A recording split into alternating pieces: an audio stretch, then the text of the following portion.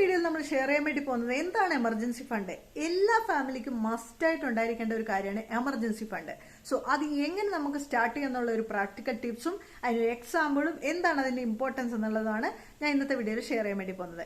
ഏതാണ് emergency fund? എല്ലാവർക്കും അറിയായിരിക്കും. എമർജൻസി ആയിട്ട് നമുക്ക് ആവശ്യം വരുന്ന ആവശ്യങ്ങൾക്ക് എടുത്ത് ഉപയോഗിക്കാനുള്ള എമൗണ്ട് ആണ് എമർജൻസി ഫണ്ട് എന്ന് പറയുന്നത്. എന്തൊക്കെ എമർജൻസി ഒരു ഫാമിലിയിൽ വരാം? ഇപ്പൊ നിങ്ങളൊരു മിഡിൽ ക്ലാസ് ഫാമിലി ആണെന്നുണ്ടെങ്കിൽ മസ്റ്റ് ആയിട്ട് ചെയ്യേണ്ട കാര്യമാണ് എമർജൻസി ഫണ്ട് എടുത്ത് വെക്കുക എന്നുള്ളതാണ്. എന്താണ് എമർജൻസി ഫണ്ട് എന്നുള്ളതിന്റെ ഒരു എക്സാമ്പിൾ ഞാൻ പറഞ്ഞുതരാം. ഇപ്പൊ ഈ മാസം എന്റെ ഫ്രിഡ്ജ് റിപ്പയർ ആയി. സോ ഇത് മാറ്റി വെക്കേണ്ട ഒരു അത്യാവശ്യമായി. വല്ല ക്രെഡിറ്റ് കാർഡ് എന്തെങ്കിലും എടുക്കേണ്ട ഒരു സിറ്റുവേഷൻ ആണ് എനിക്ക്, അല്ലാതെ കയ്യിൽ പൈസ ഇല്ല. ഇങ്ങനൊരു സിറ്റുവേഷനിൽ എനിക്കൊരു എമർജൻസി ഫണ്ട് ഉണ്ടായിരുന്നുണ്ടെങ്കിൽ ഒരു ബേസിക് ആയിട്ടൊരു ഫ്രിഡ്ജ്, ഒരു ബേസിക് ആയിട്ട് എന്റെ കയ്യിൽ എമൗണ്ടിൽ ഒതുങ്ങുന്ന ഒരു ഫ്രിഡ്ജ് വാങ്ങിച്ച് ഞാനത് സോൾവ് ചെയ്തേനെ. അപ്പൊ നമ്മൾ ഒരു ക്രെഡിറ്റ് കാർഡ് ഉപയോഗിക്കുകയോ EMI പോവുകയോ കടബാധ്യതയിലേക്ക് പോവുകയോ ഒന്നും ചെയ്യാതിരിക്കും. സോ ഇതേപോലെ നമ്മുടെ വീട്ടിലേക്ക് ആവശ്യമായിട്ടുള്ള അപ്ലയൻസസിന്റെ റിപ്പയറോ അതല്ലെങ്കിൽ മെഡിക്കൽ എമർജൻസിയോ വന്നു കഴിഞ്ഞാൽ നമുക്ക് എടുത്ത് ഉപയോഗിക്കാൻ വേണ്ടിയിട്ട് ഒരു എമൗണ്ട് എടുത്ത് വെക്കണം. ഇങ്ങനെയുള്ള സിറ്റുവേഷൻസിലാണ് പൊതുവെ നമുക്ക് കടബാധ്യതകളെ കൂടാറും കടം വാങ്ങിക്കേണ്ട ഒരു സിറ്റുവേഷൻ വരാറും.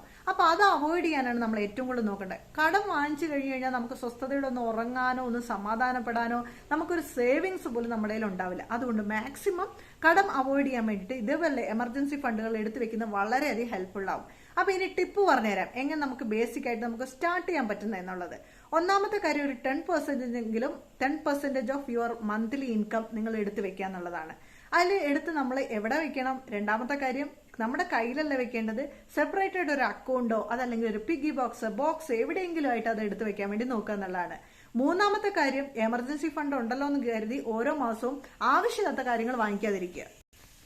ഇമ്പോർട്ടൻസ് ആയിട്ടുള്ള എമർജൻസി ആയിട്ടുള്ള കാര്യത്തിന് വേണ്ടി മാത്രം ആ ഫണ്ട് ഉപയോഗിക്കാൻ വേണ്ടി ശ്രമിക്കുക. എന്തായാലും ഇതുപോലുള്ള ടിപ്പുകളും കാര്യങ്ങളൊക്കെ ഇനി നമുക്ക് അടുത്ത വീഡിയോയിൽ വരുന്നുണ്ട്. കടം അവോയ്ഡ് ചെയ്യാൻ പറ്റിയിട്ടുള്ള ബെസ്റ്റ് ആയിട്ടുള്ള ഒന്നാമത്തെ ഒരു ടിപ്പാണ് ഞാൻ പറഞ്ഞത്. ഇനി ഇതുപോലുള്ള സീരീസുകൾ ഇതാ നമുക്ക് അടുത്തടുത്ത് വരുന്നതായിരിക്കും. നമ്മുടെ ചാനൽ സബ്സ്ക്രൈബ് ചെയ്യാൻ മറക്കരുത്. വീണ്ടും അടുത്ത വീഡിയോയിൽ കാണാം. ബൈ.